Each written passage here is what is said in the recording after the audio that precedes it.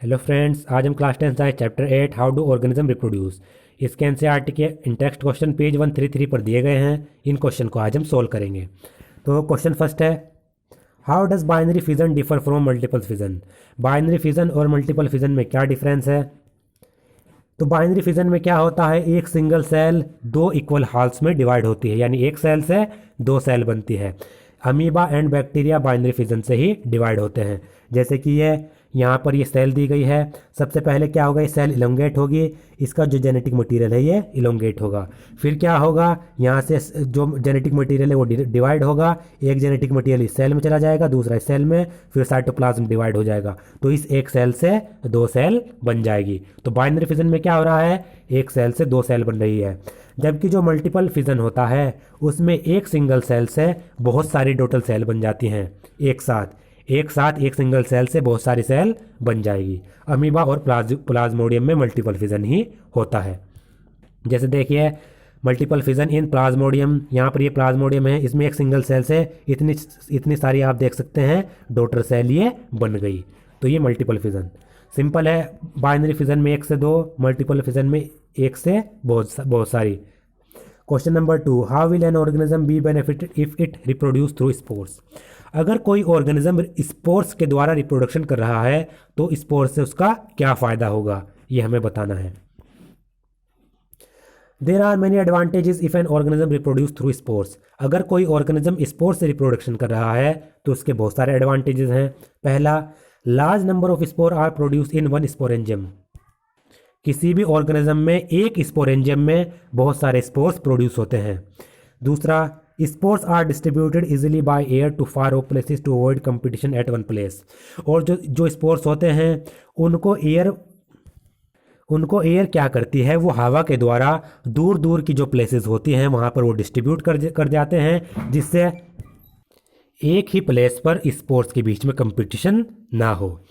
तो पहला advantage, large number में बनते हैं एक स्पोरेंजियम में। दूसरा, दूर दूर जगह पर डिस्ट्रीब्यूट हो जाते हैं।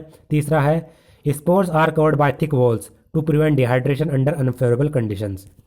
जो स्पोर्स होते हैं उनको थिक वॉल कवर्ड करके रखती है, जिससे कि अनफेवरेबल कंडीशन में इनका डिहाइड्रेशन ना हो, इनसे पानी ना निकले और ये डेथ ना हो जाए इनकी। Question third, can you think of reason why more complex organism can not give rise to new individual through regeneration. तो इसमें हमें बताना है कि जो कॉम्प्लेक्स ऑर्गेनिज्म होते हैं वो रीजनरेशन के द्वारा, यानी रीजनरेशन में क्या होता है, एक ऑर्गेनिज्म उसके कई पार्ट बन जाते हैं और हर एक पार्ट नए ऑर्गेनिज्म में डेवलप हो जाता है।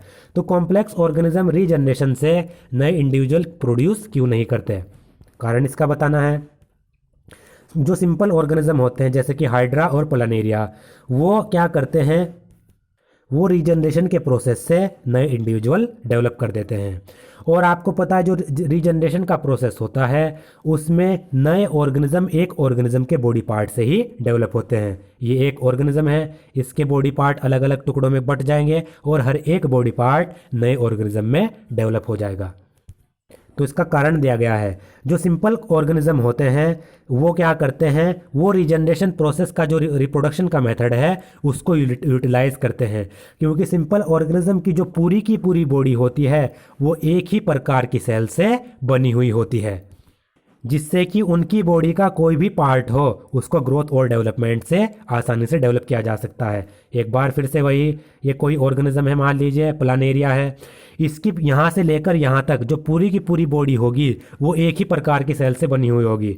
यहाँ से अगर इस पार्ट को मैंने अलग किया, यहाँ से इस पार्ट को अलग किया, तो इसमें भी यही इसी प्रकार की सेल, इस वाले पार्ट में भी इसी प्रकार की सेल, तो यहाँ से ये सेल रीजनरेट हो जाती हैं, सेल डिवीज़न होगा तो पूरा का पूरा जो आगे वाला और ये पार्ट है ये डेवलप हो जाते हैं, यहाँ भी ये सेल, यहाँ भी, तो फिर से वही प्रकार का ऑर्गेनिज्म डेवलप हो जाता है। तो इसका ये कारण है। तो कारण क्या है, सिंपल ऑर्गेनिज्म एक ही प्रकार की सेल से बनी होती हैं, तो उनकी बॉडी का कोई भी पार्ट जो बाकी बचे हुए पार्ट हैं उनको सिंपल ग्रोथ और डेवलपमेंट से डेवलप कर लेता है। जबकि जो कॉम्प्लेक्स ऑर्गेनिज्म होते हैं उनमें जो लेवल ऑफ ऑर्गेनाइजेशन होता है वो ऑर्गन सिस्टम होता है। यानी कॉम्प्लेक्स ऑर्गेनिज्म में सेल्स होंगी, सेल्स मिलकर टिश्यू बनाएंगे, टिश्यू मिलकर ऑर्गन्स बनाएंगे। All the organ system of their body work together as an interconnected unit. और साथ ही साथ कॉम्प्लेक्स ऑर्गेनिज्म में जो ऑर्गन सिस्टम के जो सभी ऑर्गन्स होते हैं वो आपस में मिलकर कार्य करते हैं। कॉम्प्लेक्स ऑर्गेनिज्म में बॉडी के सभी ऑर्गन सिस्टम इंटरकनेक्टेड होंगे, एक साथ मिलकर फंक्शन करेंगे। They can regenerate their lost body part such as skin, muscles, blood etcetera. However they can not give rise to new individual through regeneration. तो जो कॉम्प्लेक्स ऑर्गेनिज्म होते हैं वो स्किन, मसल्स और ब्लड जो इनके लॉस्ट बॉडी पार्ट होते हैं इनको तो रीजनरेट कर सकते हैं। यानी स्किन अगर उनकी डैमेज हो जाए, स्किन दूसरी आ जाती है, मसल्स भी डेवलप हो जाती है, ब्लड भी। लेकिन कॉम्प्लेक्स ऑर्गेनिज्म रीजनरेशन प्रोसेस से नए इंडिविजुअल डेवलप नहीं कर सकते। Question 4, which of the following is a plant hormone. इनमें से कौन सा प्लांट हार्मोन है? देखिए, इंसुलिन प्लांट हार्मोन नहीं है, बॉडी हार्मोन है। थायरोक्सिन थायराइड ग्लैंड से, ये पैंक्रियास से। ओस्ट्रोजन भी नहीं। साइटोकाइनिन हमने पढ़ा, साइटोकाइनिन प्लांट हार्मोन है। तो इसमें इसका आंसर है D, cytokinin is a plant hormone. Question 5, why is DNA कॉपिंग an essential part of the process of reproduction. DNA की कॉपी होना रिप्रोडक्शन प्रोसेस में क्यों जरूरी है, इसको हमने ऊपर भी पढ़ा। डीएनए डीऑक्सीराइबोन्यूक्लिक एसिड, डीएनए की जो कॉपिंग होती है वो रिप्रोडक्शन का एक इसेंशियल पार्ट है, क्योंकि डीएनए के अंदर जेनेटिक इन्फॉर्मेशन होती है जो पेरेंट्स से जो बच्चे होते हैं, इंडिविजुअल होते हैं, उनमें ट्रांसफ़र होती है। तो किसी भी ऑफ स्प्रिंग का जो बॉडी डिज़ाइन होता है वो डीएनए पर ही डिपेंड करता है। तो जो रिप्रोड्यूसिंग सेल्स होती हैं वो अपने डीएनए की केमिकल रिएक्शंस के द्वारा अपने डीएनए की कॉपी कर लेती हैं, यानी डीएनए का डुप्लीकेट बना लेती हैं, जिससे डीएनए के अंदर 2 कॉपीज हो जाती हैं डीएनए की सेल के अंदर। The copying of DNA always take place along with the creation of additional cellular structure. और इसमें ये इंपॉर्टेंट पॉइंट है, डीएनए की जो कॉपी होती है उसके साथ साथ सेल के जो दूसरे स्ट्रक्चर होते हैं वो भी क्रिएट होते हैं। यानी डीएनए की सेल के अंदर कॉपी हुई, सेल के जो दूसरे पार्ट हैं, राइबोसोम, साइटोप्लाज्म, इनकी भी कॉपिंग होती है, इनके भी डुप्लीकेट बनते हैं। This process is then followed by division of a cell to form 2 cell. इसके बाद क्या होता है, सेल का डिवीज़न हो जाता है और 2 सेल्स बन जाती हैं। मान लीजिए ये एक सेल है, इसमें यहाँ पर ये डीएनए है, तो डीएनए की कॉपिंग होगी, 1 से 2 डीएनए बनेंगे, कॉपी होगी। सेल के जो दूसरे पार्ट हैं उनकी भी कॉपी होती है, फिर सेल डिवाइड हो जाती है 2 में, 1 सेल से 2 सेल बन जाती है। इस सेल में भी डीएनए की एक कॉपी गई, इस सेल में भी डीएनए की एक कॉपी, बाकी स्ट्रक्चर एक कॉपी इधर, एक कॉपी इधर।